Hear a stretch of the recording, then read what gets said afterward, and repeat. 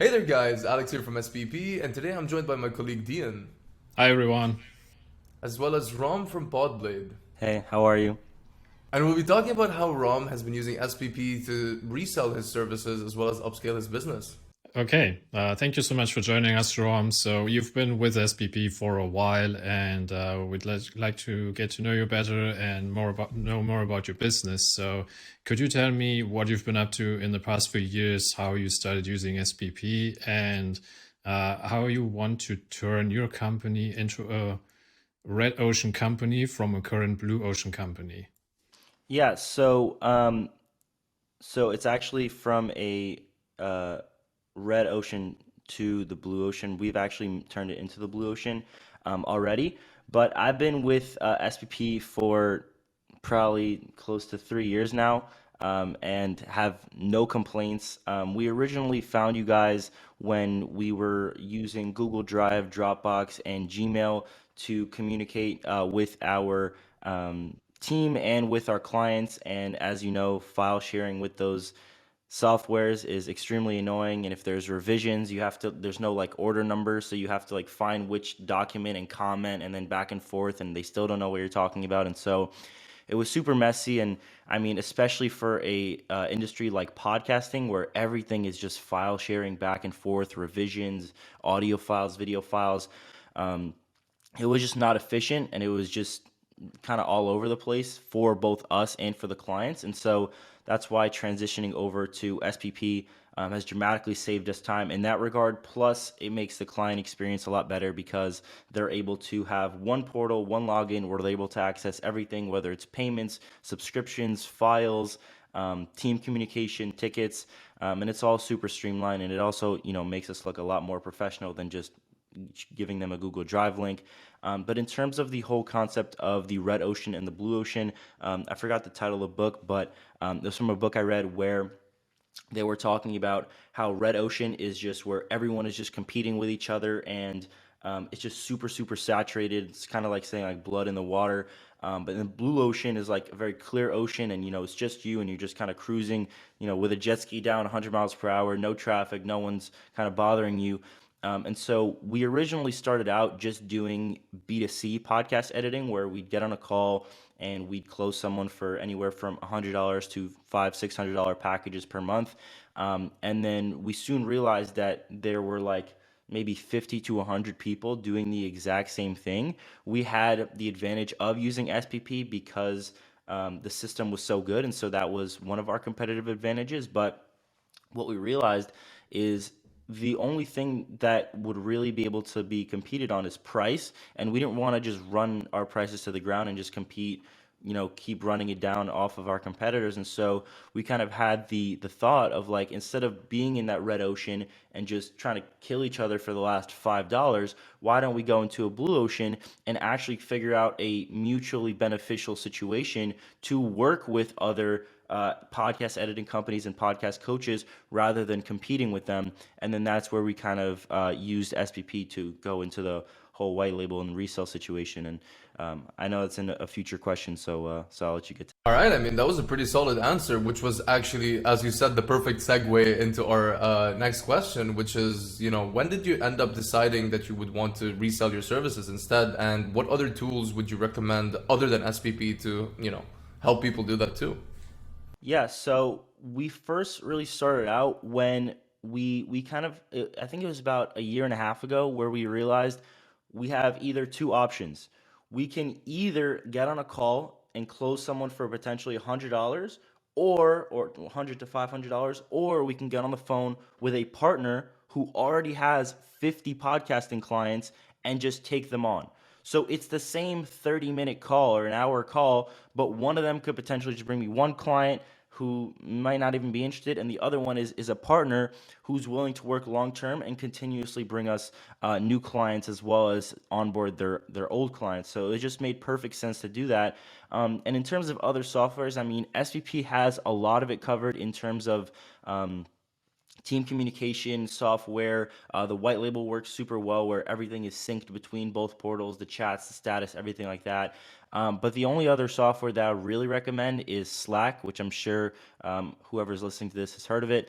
Super, super organized. We actually have two Slack channels, one for just Podblade and the whole team, and the other one is called Podblade Partners. So all of our resale partners are able to chat directly with us via Slack, whether it's me, whether it's our operations team. They're able to chat with us, and we can answer any of their questions in a more conversation-like format rather than just back and forth emails. Awesome. That sounds pretty good. Now I'm interested, do you have any automations going on from SPP to Slack, or is it strictly just for messaging? Mostly for messaging. We are trying to get into the automations, but it can get a little bit confusing. There's just so many moving pieces, especially even SVP alone. When we're trying to customize everything, we have to turn into like full-time coders.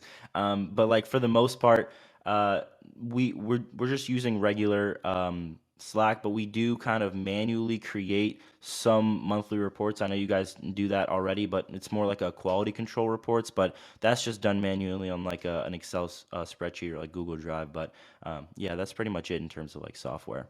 To my next question, because you talked about the white label program and the reseller module, could you tell us how many partners you've been able to bring on board who are reselling your services and what kind of issues you were facing setting up the system, getting them onboarded, and so on?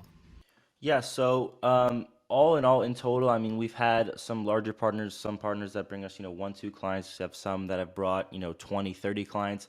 But overall, I think we've been able to onboard at least 25 plus partners, which has been super, super impressive and super good for you guys because that is a monthly subscription. So I know you guys love me for that. But yeah, so we've been able to onboard them. A few of the initial things which Chris has been very, very good about is when we first started, we wanted to sync the status. I know that wasn't like a thing in the beginning of like submitted, working, complete. And after talking with Chris, that was easily kind of fixed. And just overall with you guys, whenever we did have something come up or like a new feature that we're like, hey, this would be really cool if we could do this, you guys have always been like super responsive. So in terms of like problems, there weren't really any problems. In terms of like onboarding, we sometimes make custom packages, which would mean we'd have to upload make a custom intake form for the service and make our whole pricing. But that isn't really an SPP thing. That's just us having to accommodate to their clients' needs. And yeah, it's been a super smooth experience. The onboarding is just a phone call, and then we set them up for a trial of SPP because as we build them the custom portal with all the coding we did for podcast editing, they don't have to pay for it, obviously, because we're building it. We don't want them to have to pay for it. And I love the button you guys have made that like friends of Rom get 1 month free. They really appreciate that, and it makes me look a lot better. So yeah, that's also been super smooth. And then they make an account. We link their Podblade account to their portal with the reseller module, and then we kind of take about a week to 2 weeks to set everything up, make sure everything is good, and then yeah, we're actually adding a FAQ page where it's like a video series where any questions that they have that their clients have, they can have on access on a button in the portal. We're kind of building that out. And so it's been super, super helpful to have that as well because we've set it up in a way where we're actually using we used a demo portal to record everything so that we can use the same tutorial videos for all of our partners. Because imagine having to record the same video for like Podblade and then another partner because it has their logo on the top. So thank God we realized that early enough that we shouldn't use our own portal to record tutorials. And so we've done that, and that's been working pretty well. But overall, onboarding has been going pretty smoothly, and the portal system, I really can't complain. All right, so moving on to the next question, I just wanted to know what kind of challenges were you facing to get clients onboarded that aren't offering any podcast editing services yet?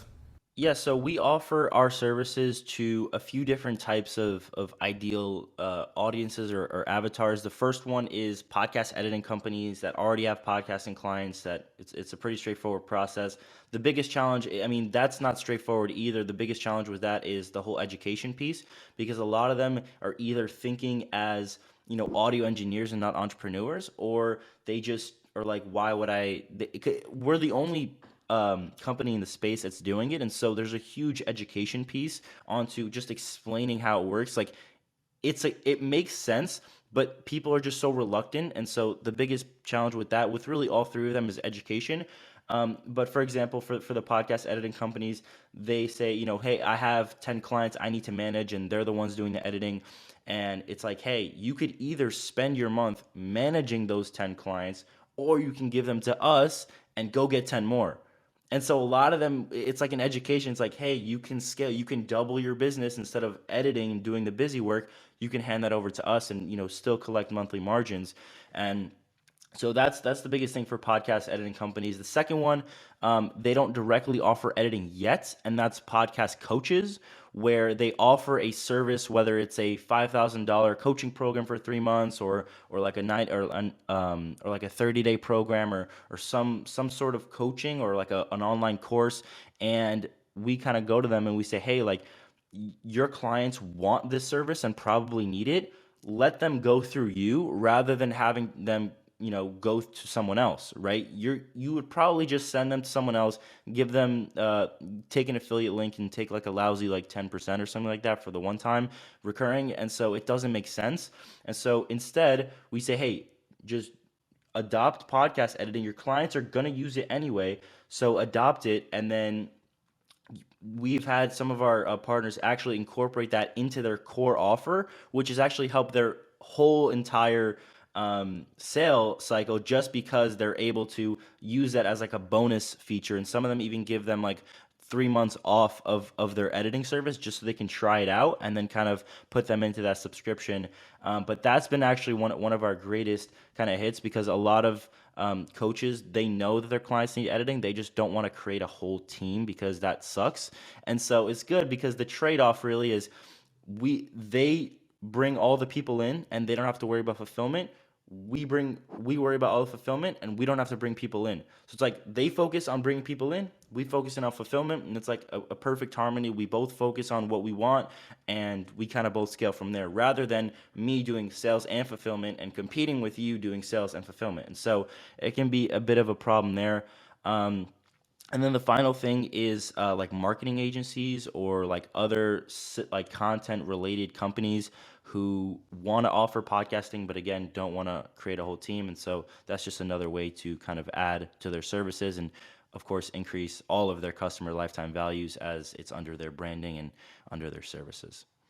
Awesome. That's very insightful. I'm wondering, do you do outreach to find these potential clients, or do they come to you for one reason or another, and then you just pitch this idea to just expand their business?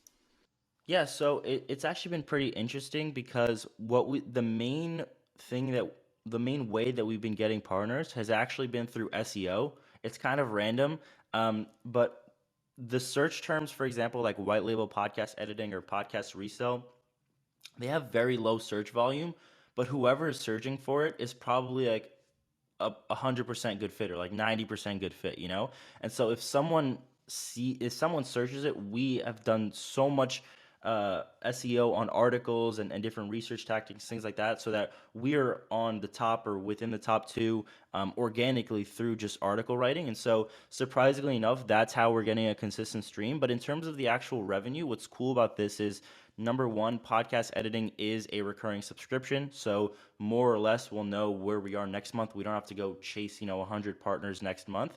And number two is that, again, with that balance I was explaining, the only thing we have to worry about is fulfilling, and the partners actually are the ones that do the outreach, do the sales to bring in partners, or to bring in clients for our partners. And so it's really cool, because we're able to focus on our craft, while the only thing we have to do is get partners, which it's not the easiest thing, but again, once you get one partner, they can bring you clients for years to come. And so super, super valuable. And we're looking into like Google ads potentially for even more keyword research. But yeah, and again, even with that, a lot of the time when we're doing outreach for something like this, they don't understand it, and so they kind of just shy away from it. So or they see the value and then they sign up and then they just don't do anything after. And so what we realized, ironically, is the best partners that we've had have been the ones that came to us.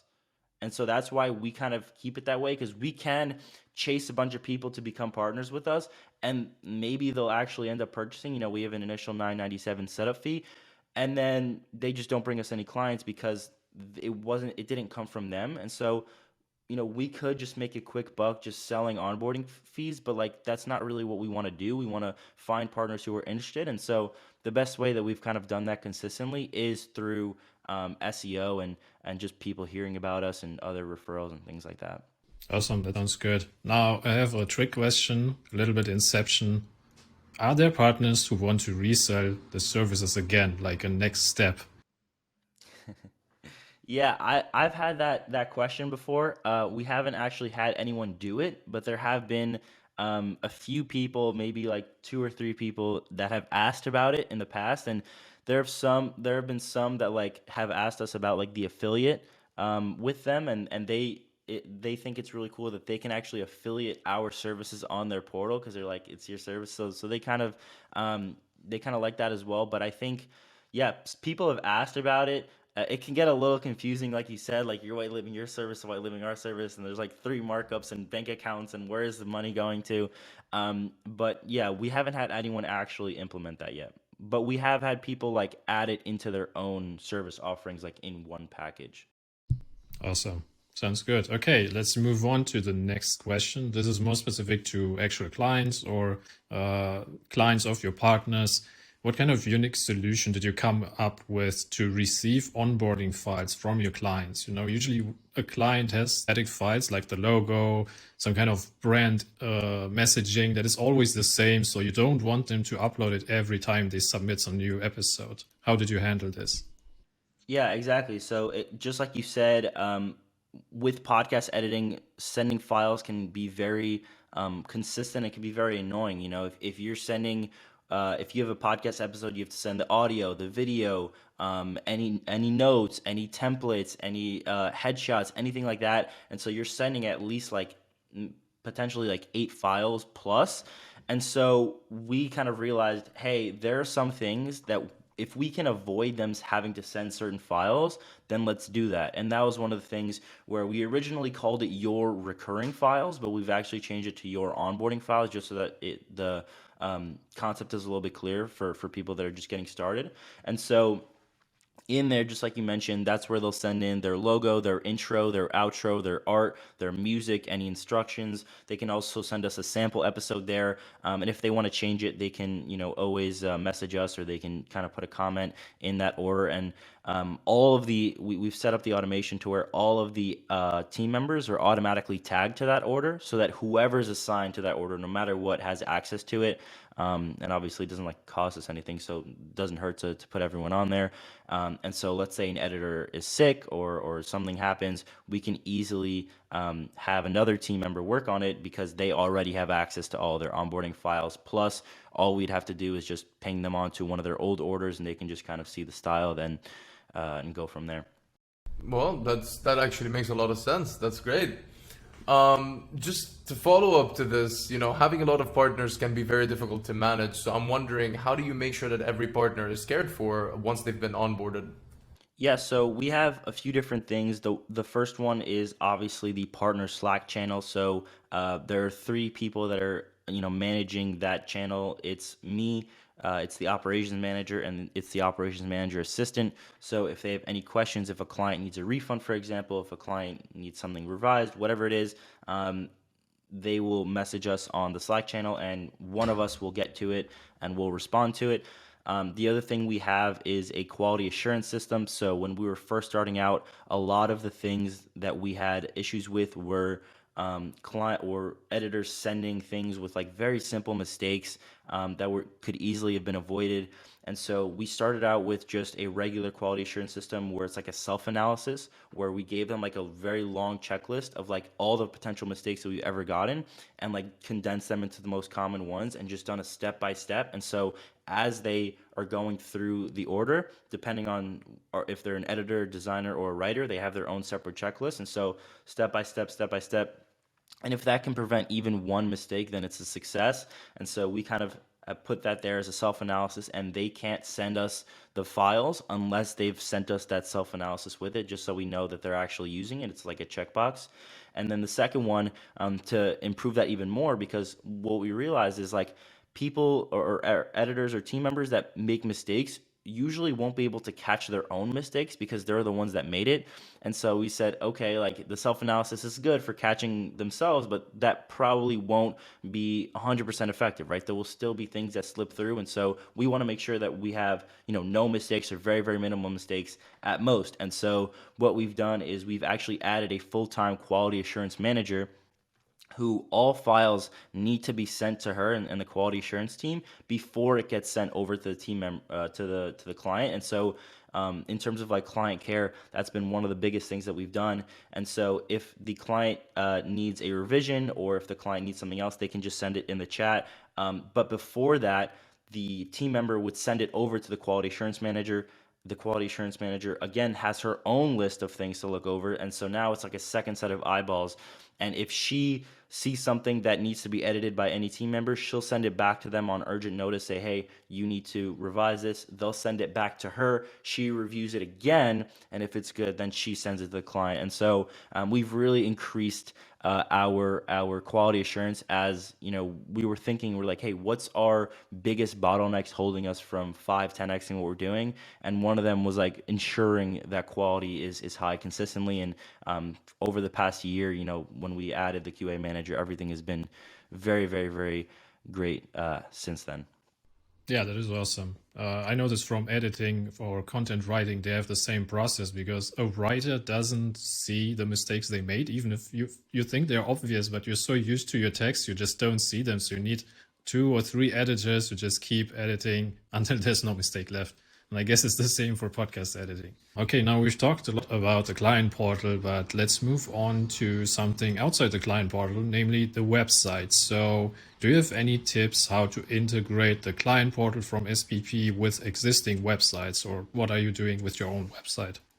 Yeah, so it's actually interesting because we have to have that conversation with all of our partners because a lot of them are like, what is the portal? Is it my website? Do I need another one? Like, can I just send people to this? And so the easiest way that we've been able to integrate everything is number one, and maybe I can like send you guys like screenshots or something that you guys can put it up, is a login button on the top right, kind of like where you'd sign into like any normal website. And so that just directly takes them to the portal login page. But another thing that we've been able to do is when we show them our packages and on the podcasters page, under each one is an order form which to the portal, which directs them directly to the checkout page. And so that's another way to integrate the portal. Most people just do the login page, but we said, hey, let's try to integrate it even more with SPP and make it more together with the portal and the website. I have one more follow-up question.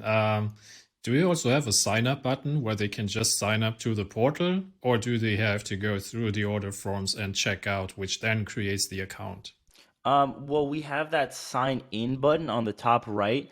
The reason why we don't put sign up is because a lot of the white label partners would view that as signing up for a white label service. And so the sign in is mostly for so we do white labeling, but we also have our own personal clients that have been with us for a long time. And so if we did sign up, then our potential resellers would say, hey, this is where I sign up to be a white labeler. And then they just sign up and they see a portal and they're like, what is this? I thought I'm signing up. Like, I'm not a client. I don't have a podcast. And so that's why we're very specific with calling it signed in. There is a button under it that you guys have created when they sign in. Like, there's a little blue thing that says sign up. And so they can always do that there.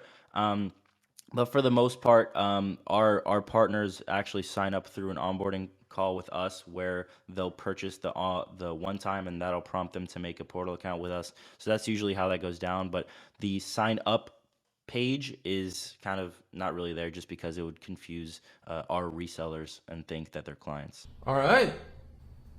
Well, that was really fun. Thank you so much, Rom, for your time. That was awesome. Awesome. Thank you, guys. Thank you.